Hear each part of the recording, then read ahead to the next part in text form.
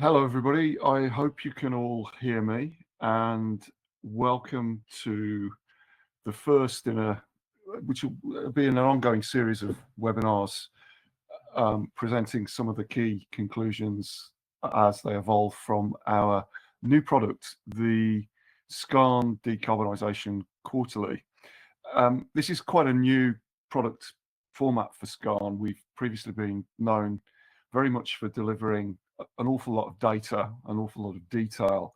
And for this new product, we've taken a different approach. We're producing a lot more commentary, narrative, collating all of the information we can find with regard to the major mining companies' decarbonisation pathways, how those are developing, comparing those to industry trends in decarbonisation, and looking at the underlying technologies that the mining companies are going to be employing to meet those targets. So we've databased an awful lot of that stuff. We drill in an awful lot of detail into the technologies that are going to facilitate Scope 1 decarbonisation. And we're also looking at the financial metrics attached to some of these decarbonisation initiatives where we can. So an awful lot of information being collated here. It's a quarterly product. We launched the first edition in September. The December edition is coming up, and we're really looking forward to that. There's going to be some really great additional analysis in there for another cohort of 4 major mining companies. So over time, the product will grow and the coverage will increase. Without further ado, I'll hand over to Sophie Chung in just one second. If you guys, if there's any difficulties in hearing us, please somebody raise their hand. This is a new platform for us for delivering webinars, so we do want to make sure that it's working properly. The format here is Sophie's going to tell you a bit more about the product for the next 15 minutes. Then there'll be 10 minutes for questions and answers. If you would please use the Q&A functionality button at the bottom of the screen. You'll see a little question mark icon, and please use that for asking any questions as we go along. And I will pull all those together and refer them to Sophie towards the end of the webinar. So Sophie, over to you. Thank you, Mark. Can you hear me okay? Hope. Yeah. So yeah, that's great. I've got the contents page up here, which shows you what went into the first edition of the Decarbonisation Quarterly, which was launched in September. And there's a lot packed in there. In today's session, we're going to focus on company targets, talk a little bit about progress made against those targets and what work Skarn is doing to develop a framework to measure progress against those targets. And then we'll talk a little bit about the so what of it all. Without further ado, I'll go on to my first slide. This is a very busy slide, and that's because decarbonisation targets aren't particularly, they're quite complex and unique to each of the companies setting them. A few things about them. So, for example, how the targets, the scope of emissions covered in those targets, that varies by company and company, by target. So, for example, is scope 1 and 2 included as well as scope 3, or are they separate targets, or are they all lumped into one? The basis of consolidation is pretty important. Some companies set that at equity basis, and so that would include any joint ventures, even the minority stakes into it's just that those would be included in the boundary of emissions considered for that target. For other targets, it's just managed operations, and joint ventures which are not controlled by that company would fall under scope 3 into category 15 in investments. So those are some nuances there. Also, the baseline year for each of the target is different as well. And I want to talk a little bit about the difference between equity basis and the intensity basis and absolute emissions. And so some companies will set targets and baseline year and say, for example, that by using a baseline year of 2018, that we will achieve a 30% target for scope 1 and 2 emissions by 2030. So that's an absolute reduction relative to the baseline year. They're committing to reducing 30% of those emissions by a certain year. If you look at an intensity-based target, then under that sort of framework, it's potentially easier for a company to have incremental emissions from new production, new projects, and still reduce their intensity. And so if you're always abating more than the incremental emissions that are coming on because of new projects, for example, then you're still able to meet your target, even though your absolute emissions might have increased relative to the baseline year.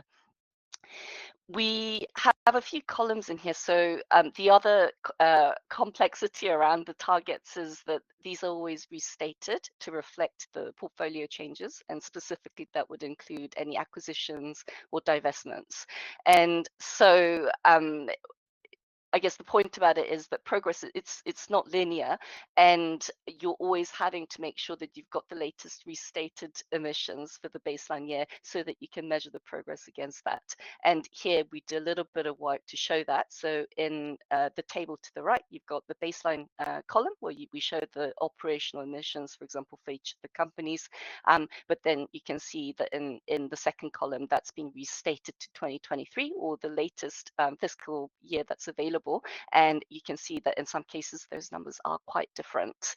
The delta column, it's really more for interest. That's not Skarn saying this is the metric that you should use to gauge progress, because we're going to discuss in the next page that it's not that simple. So I touched on progress not being linear. So how best do you gauge this? And so Skarn's been looking, as part of this new product, we've been looking at quite a few companies and all the initiatives that they've announced to date. And I think the point is that if it's not linear, then you fix the time frame essentially. And so here we've got a page on Anglo American's decarbonisation roadmap. And I guess what is Skarn adding to this in addition to what the companies are already saying? So I mentioned the restatement earlier. The starting point, we always try to get the most current restatement to reflect the latest portfolio change. And we will do that even if the company has not formally restated. So rather than waiting another 6 to 9 months for the next fiscal year reporting, we're happy to do that. And we're able to do that because we do have the asset level emissions data as part of our other research offerings. And at a glance, secondly, at a glance, you're able to see the percentage of completed projects versus the percentage that is still in progress or planned. And here, with using Anglo as an example, once again, that the completed projects are in the blue, and in progress is in that pastel peach color. And so immediately you can see how much of it still carries some level of execution risk. And also finally, at a glance, you should be able to see, because we show with a dashed line here, what the target should be after all of those initiatives. So at the very bottom, we've got net emissions in 2030. So for Anglo, that's the target year. And then we have a dashed line going across. And so visually, we're also trying to communicate whether the company is close to meeting their target or not. And by the way, they don't all look like this. So in this case, the company looks like it's got a good way forward to meet that target. It definitely doesn't look like that for all the companies. And I guess the other thing just to point out as well is that in analysis like this, what we're trying to show is where the key levers are. And so here we've categorized it under the various different buckets on the left, but I do want to point out that our research goes much more granular than that. So these are all being added up from the individual initiatives that we have analyzed and reconciled to reported values where possible. So if we talk a little bit about what is the point to all this? And someone said to me recently, well, if we don't meet our target, then presumably the market will judge us for that.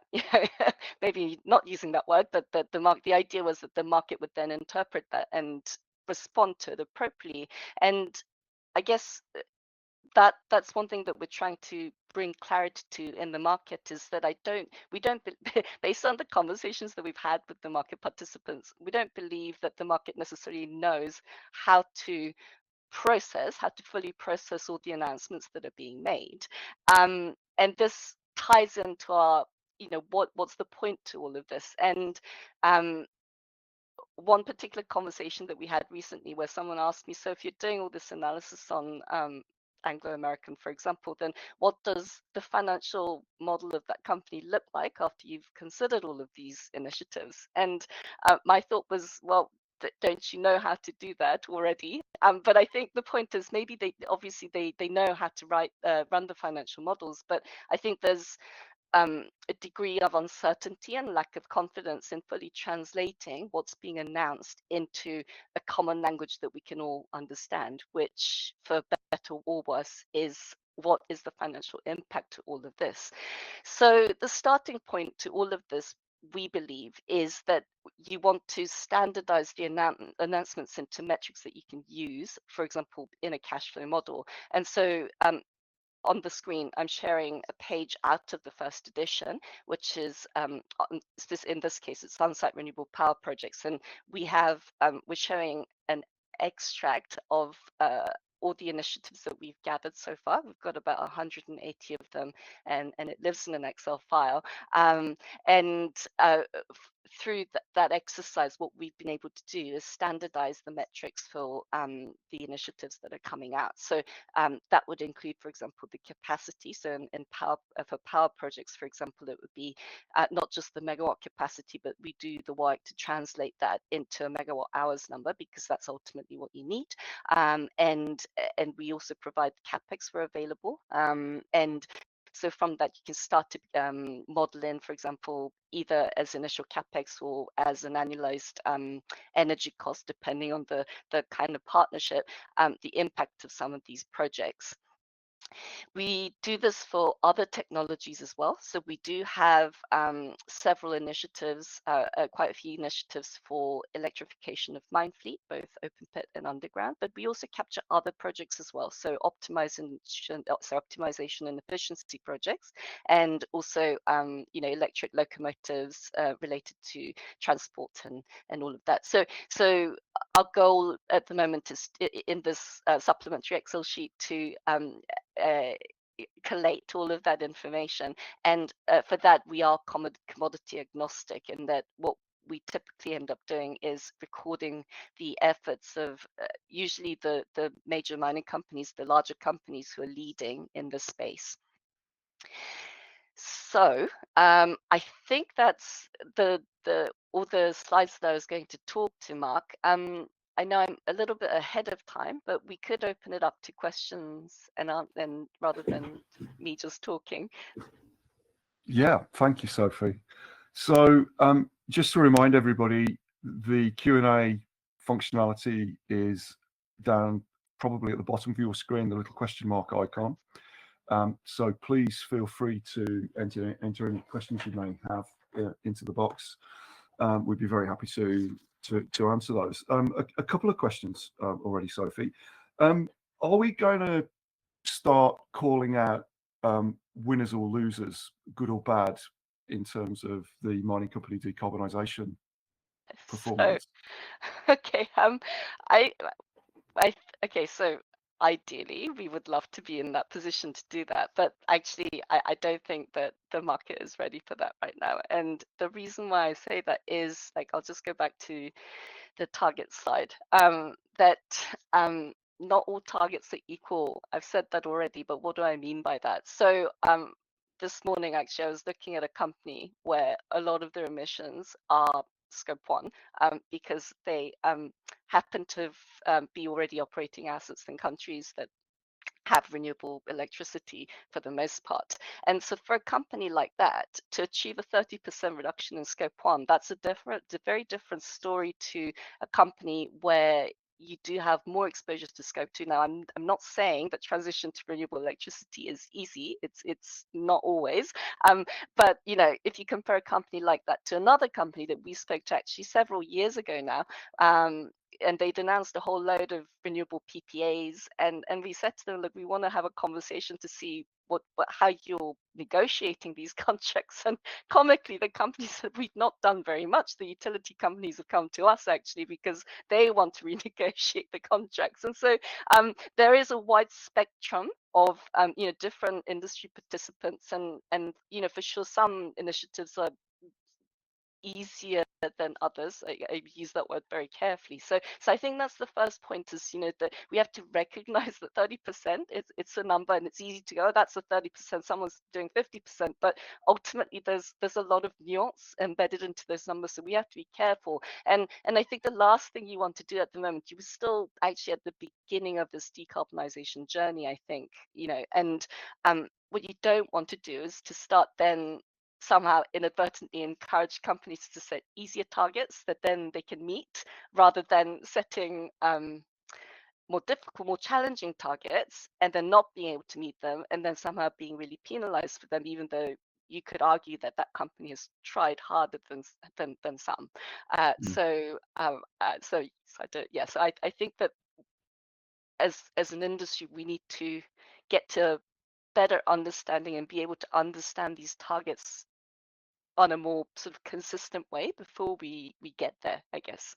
And also, just the other thing to add, as someone else said to me, that a company might report that they've achieved X% of progress relative to the target, but there's this whole question of, well, can the market just take that number and believe it? And I suppose that ties into some of the questions around renewable electricity contracts that have come up in the past few years, where the issues of double counting, and can you credibly claim it? And so that's another reason too, is that there's more to be done here in terms of understanding the progress that's being claimed to have been made as well.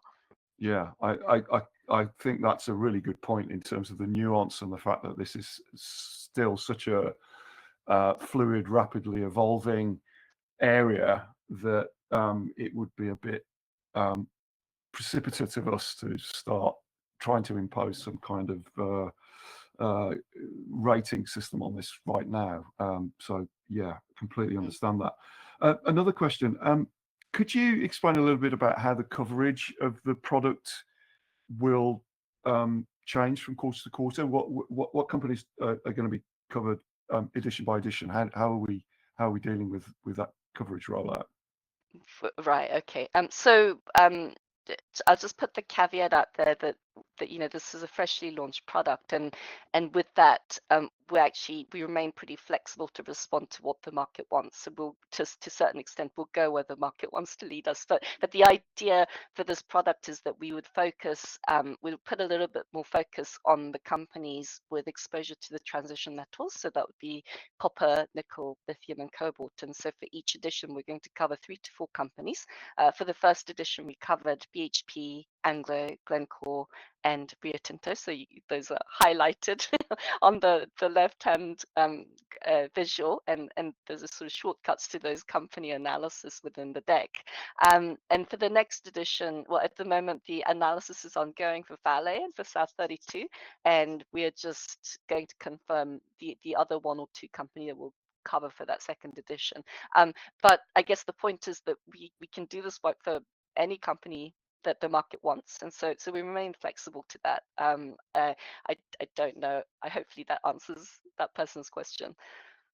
Thank you very much. And I guess that leads on to another question in terms of what kind of fresh content will there be as the product develops. It might be worth talking a little bit about that idea of focus pieces.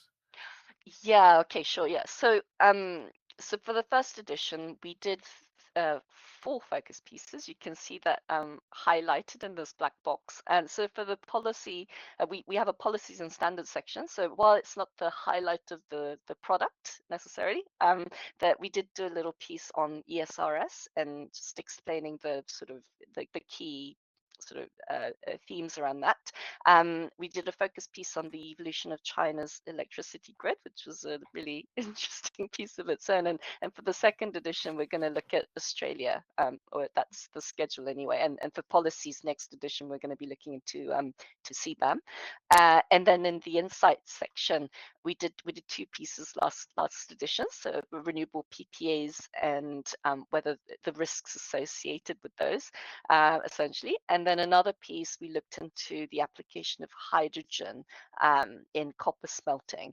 And for the next edition, we're looking into biofuels and possibly carbon offsets. So there's but yeah, that's still in the works at the moment. So hopefully that answers that question. So those are the components of the product that will change from quarter to quarter, but then there will be other components of the product that will be more consistent. So those will be updated. So for example, the industry trends of what's happening in, for example, the copper market, the cobalt market, nickel, lithium, those are the commodities will visit every 6 months. And then also, you've got the constant part of the product, like that Excel spreadsheet that I mentioned.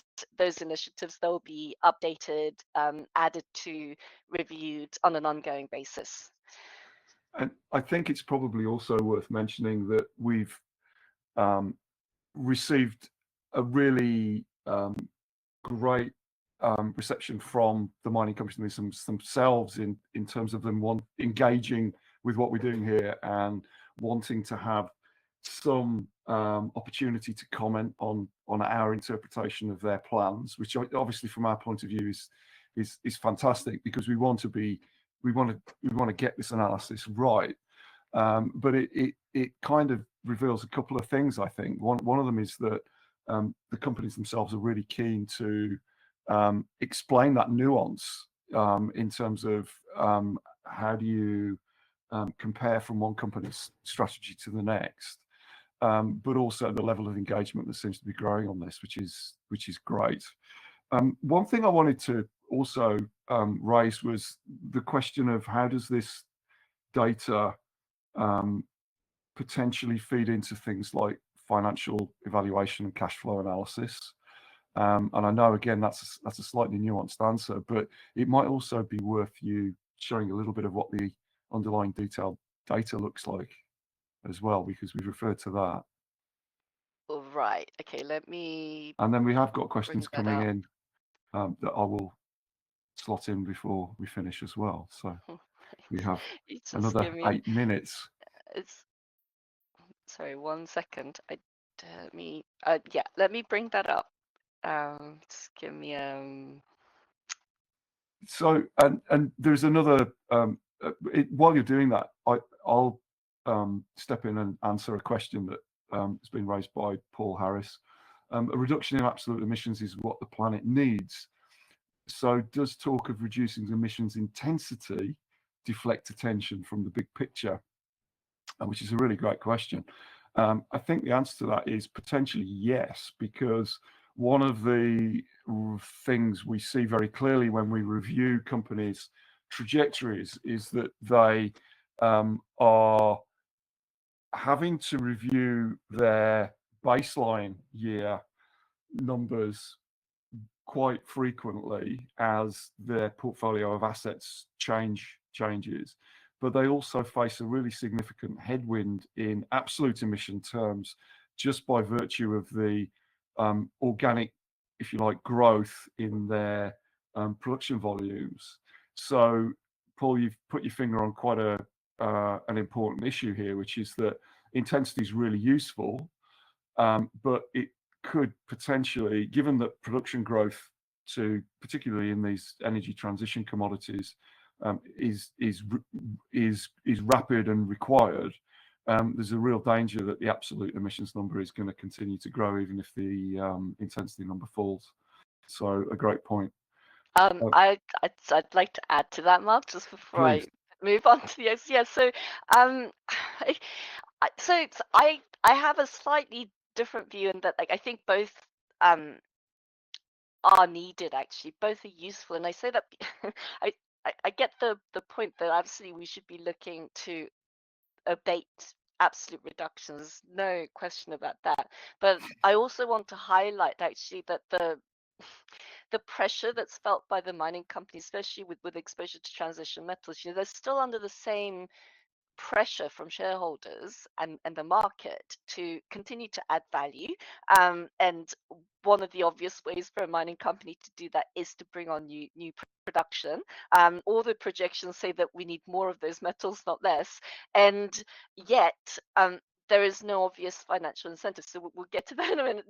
And that's why we're talking about how this needs to translate into the financials to close that kind of full loop of computation. But it's in the absence of the market willing to essentially reward, for abatement projects just because they reduce emissions, that they're not willing to do that as far as I can see. And so all the companies that I've looked at are essentially looking at abatement projects that are going to give you a net positive return. And that's not a judgment. It's just you can't do both. You can't take an abatement projects that are going to cost you more and still compete in the market where you're just getting, the web shareholders are looking for the same traditional economic ways of measuring a company's share prices basically.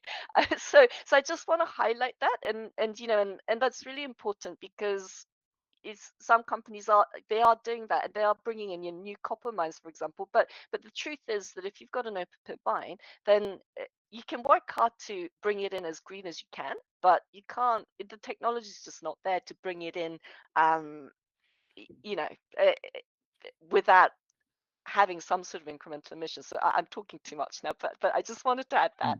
No, sure. Yeah. Good point.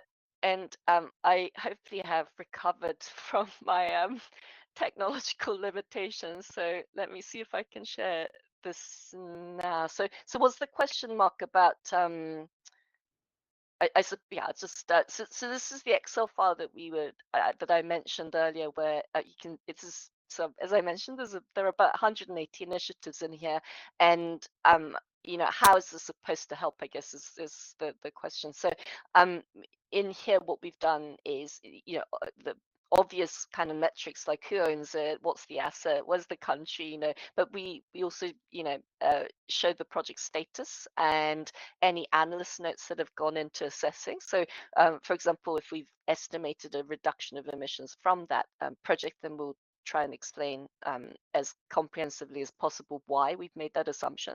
The technology type, so that you can filter and benchmark against similar projects.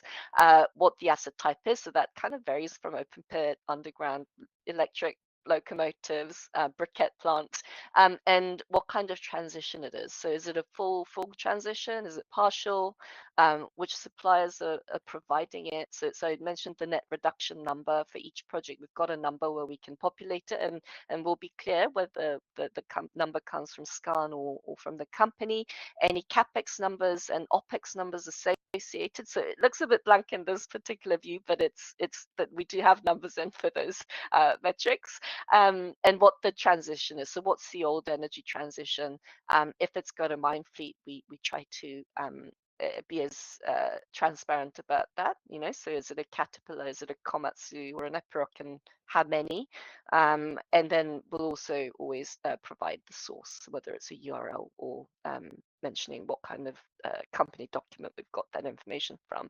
And in terms of translating this into financials, you see a whole load of columns here as well for renewable projects, where we, as I mentioned, take the capacity of renewable power projects, translate that into megawatt hours, and so once you've got these metrics in place, either through benchmarking or taking these metrics, you can begin to understand the impact it has to the energy consumption. So it's essentially what that is you need to figure out the net impact to operating costs. So how much more or less of a particular energy source are you going to use? What are the impacts from that? And then on the other side, you've got your either your like a shadow carbon pricing, or if you're in a country where there is a tangible carbon tax scheme in place, then you can use that. And so that's your net number. I guess the interesting thing about modeling it is, do you model these in as as if you model in a new copper mine project, for example, or do you just take a levelized annual cost number, and then that would be dependent on what kind of agreement it is, whether it, even for mine fleet, is it a leased mine fleet, in which case it's much more like an operating cost, or if you're, in a JV to build a renewable power plant and you're going to kind of own it and operate it at the same time, then that becomes much more of a here's an initial investment and the impact of costs after that. Thank you, Sophie. I'm conscious of time. We're pretty much at the end of our half hour. Just to say thank you again to everybody for joining us today. We really enjoyed having the opportunity to show you what we're doing. If anybody's got any follow-up questions, please do feel free to reach out to us either directly or via LinkedIn or our webpage, our website. Please do follow us on LinkedIn.